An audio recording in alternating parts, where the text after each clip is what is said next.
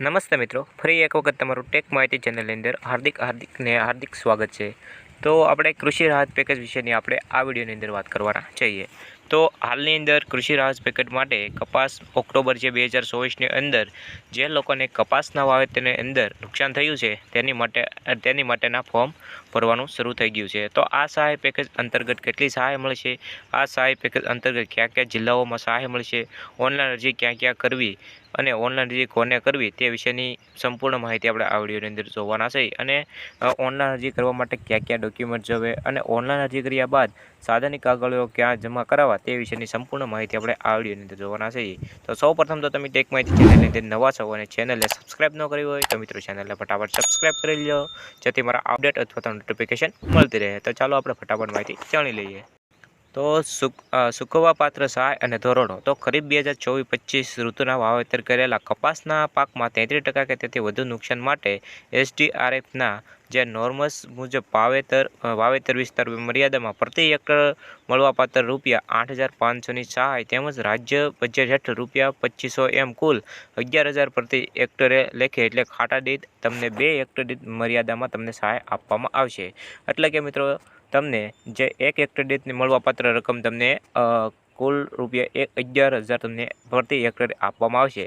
તમે ફક્ત 2 હેક્ટર તમારી પાસે જમીન હશે તો તમને 2 હેક્ટર દીઠ એટલે કે ₹22,000 તમને મળવાપાત્ર રહેશે। તો 2 હેક્ટર કરતાં તમારે વધુ જમીન હશે તો તમારે જે વધારાની જે જમીન છે તેને ધ્યાનમાં લેવામાં આવશે નહીં ને ફક્ત 2 હેક્ટર દીઠ તમને ફાળવણી કરવામાં આવશે। આ સહાય ખાટા દીઠ ગામના નમૂના નંબર 8 મુજબ અને મહત્તમ 2 હેક્ટરની મર્યાદામાં તમને મળવાપાત્ર રહેશે।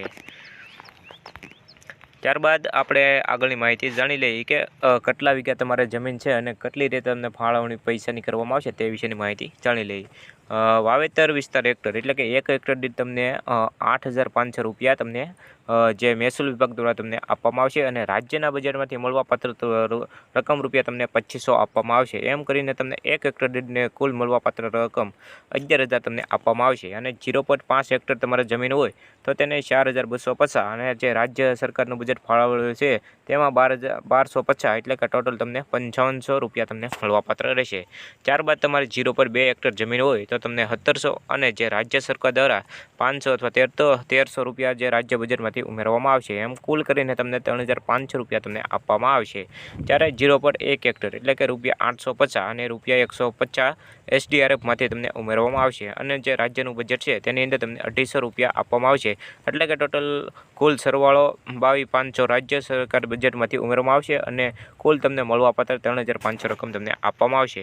અને ઓનલાઈન અરજી ક્યારે કરવી તો તમારે ઓનલાઈન અરજી કરવી હોય તો તમે 2/9/2025થી 16/9/2000 સુધી તમે ઓનલાઈન અરજી કરી શકો છો। તમારે ઓનલાઈન અરજી કરવી હોય તો તમે ક્યાં કરી શકો છો તેની માહિતી હું તમને આપી દઉં। તમારા ગામમાં જે ગ્રામ પંચાયતમાં જે કમ્પ્યુટર ઓપરેટર એટલે કે જે વીસીએ હોય તેના માધ્યમથી તમે ઓનલાઈન ફોર્મ ભરી શકો છો। ને તમે તમારા ગામમાં જે વિષય હોય તેને તમારે જણાવવું રહેશે કે મારે આ પાક નુકસાનની અંદર ફોર્મ ભરવાનું રહેશે। તો જરૂરી તમારે ક્યાં ક્યાં ડોક્યુમેન્ટ જોવે તે વિશેની માહિતી આપણે ફટાફટ જાણી લઈએ। તો અરજી કર્યા બાદ સાધનિક કાગળો કોને જમા કરવા, પહેલાં તો આપણે માહિતી જાણી લઈએ કે અરજી કરવા માટે શું જોવે। તો ઓનલાઈન અરજી કરવા માટે તમારે 7/12/8ની નકલ જોવે, આધાર કાર્ડની નકલ જોવે, બેંક પાસબુકની નકલ જોવે અને વાવેતરનો દાખલો તમારે તલાટી શ્રી મંત્રીને તમારે એની પાસેથી કઢાવી લેવાનો રહેશે। એકથી વધુ ખાતેદાર હોય તો તેની માટે તમારે સંમતિપત્ર તમારે કઢાવવાનું રહેશે। અને ગ્રામ પંચાયતના જે વીસીએ છે તેની પાસે તમારે ફોર્મ તમારે ભરવાનું રહેશે અને તમામ આટલા જરૂરી ડોક્યુમેન્ટ લઈ અને તમારે ત્યાં જવાનું છે અને તે ફોર્મ ભરી દેશે। અને ત્યારબાદ આ જેટલા ફોર્મની સાથે જે ડોક્યુમેન્ટ છે તેને જમા કરી એટલે કે વીસીએને તમારે જમા કરાવવાના રહેશે। તો મિત્રો માહિતી કેવી લાગી જરૂરથી કમેન્ટ કરજો અને તમે આવા જ નવા વિડીયો જોવા માગતા હોય તો ટેક માહિતી ચેનલને સબસ્ક્રાઇબ કરવાનું બિલકુલ ભૂલતા નહીં। તો ચાલો મિત્રો આપણે નેક્સ્ટ વિડીયોમાં મળીએ, તબ તક લે દોસ્તો બાય બાય।